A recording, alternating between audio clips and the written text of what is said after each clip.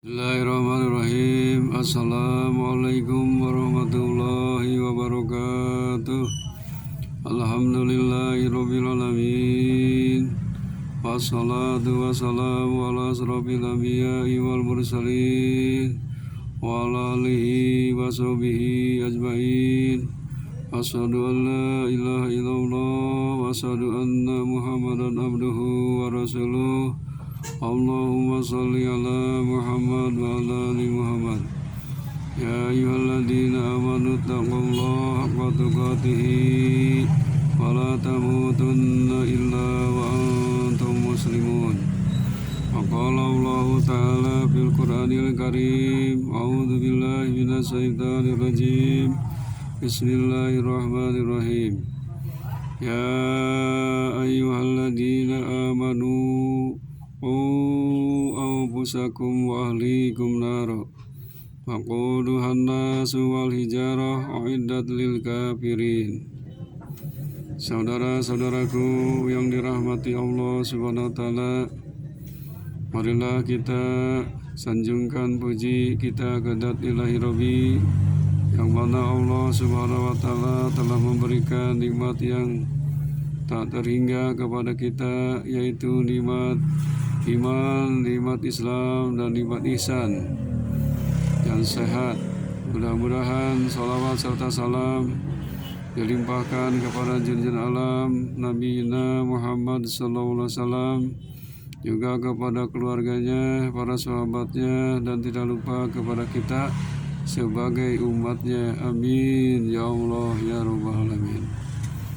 Saudara-saudaraku yang dirahmati Allah, pada kesempatan ini saya akan sampaikan materi tentang pembentukan karakter anak adalah tugas orang tua.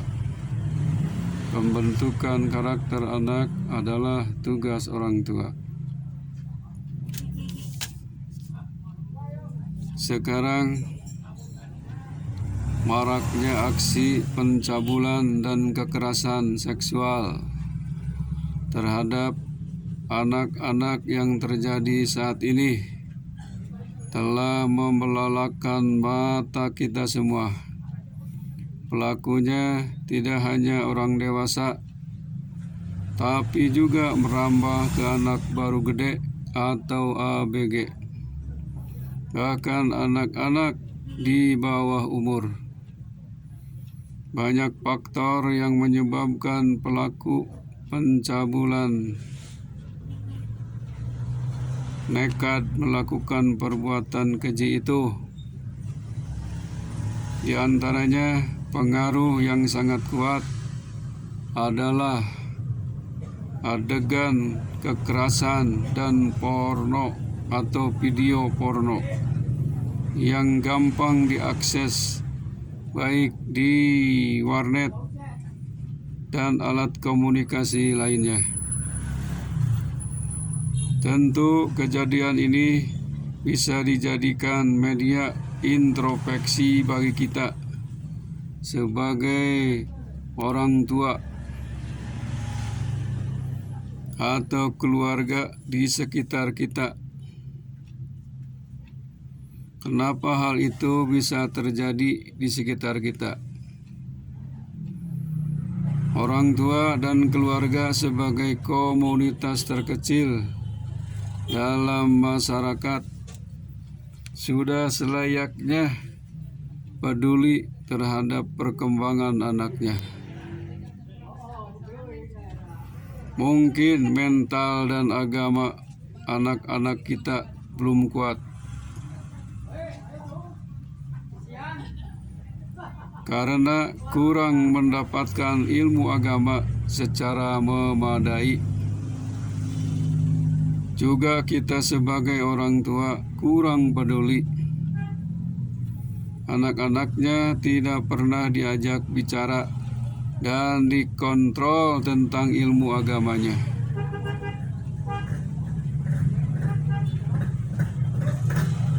Akibatnya anak belajar pada teman dan lingkungannya dan tayangan internet atau media lainnya. Orang tua sekarang tidak merasa aneh bila anaknya tidak paham kitab sucinya sebagai pedoman hidupnya, karena orang tuanya juga tidak tahu dan sibuk mencari urusan dunia untuk mencukupi kebutuhan hidupnya. Dia tidak peduli anaknya apakah sudah beribadah dan menjalankan perintah-perintah Allah. Meski tahu saat ini banyak tempat ibadah, misalnya sholat subuh, sedikit sekali anak-anak dan remaja yang ikut ibadah karena orang tuanya masih terpulas tidur. Atau saat sholat Jumat, banyak anak muda atau anak-anak asik berbicara saat khutbah dan tidak merasa khutbah adalah sebagai rangkaian ibadah. Seharusnya orang tua peka terhadap gejala ini. Kenapa anak-anak kita adab sopan santunnya hilang dan cenderung tidak peduli tentang ibadah? Mereka ibadah karena hanya ikut-ikutan atau hanya sebagai seremonial saja. Akibatnya mentalnya sangat rapuh dan gampang tergoda dengan ganasnya perkembangan zaman. Orang tua juga tidak peduli anak-anaknya kalau masih SMP bahkan SD sudah berpacaran dan keluyuran tidak karuan. Maka kita tidak heran lagi seperti di jalan-jalan atau perbelanjaan, anak-anak sudah berani bergandengan mesra dan masuk ria tanpa merasa malu lagi. Tentunya ini semua menjadi pekerjaan rumah kita semua. Masa depan anak-anak kita juga tergantung pada pola asuh kita. Apakah mereka akan menjadi anak-anak yang baik, soleh dan solehah, atau menjadi anak-anak yang manis di rumah tapi berbuat seenaknya di luar rumah? Itu semua tergantung kita masing-masing. Toh itu bukan urusan orang lain. Namun ketika terjadi sesuatu yang menimpa buah hatinya, baru kita sadar. Semoga kita sebagai orang tua bisa lebih peduli pada anak-anak kita demi meneruskan perjuangan kita, baik agama dan negara. Sebab ini sebagai tugas dan tanggung jawab orang tua membentuk karakter anak yang soleh dan solehah. Allah telah memberi peringatan kepada kita. Ya ayyuhalladzina amanu, wahai orang-orang yang beriman, ku anfusakum, jagalah diri kalian, walikum dan keluarga kalian, naron dari kehidupan api neraka, waquduhan nasu wal hijaroh, sedangkan neraka itu bahan bakarnya adalah batu-batuan, muiddat lil kafirin, itu diperuntukkan bagi orang-orang yang kafir. Hadirin rahimakumullah, mudah-mudahan kita sebagai orang tua punya tanggung jawab yang berat sekali untuk membentuk karakter anak supaya anak kita menjadi anak yang soleh dan solehah.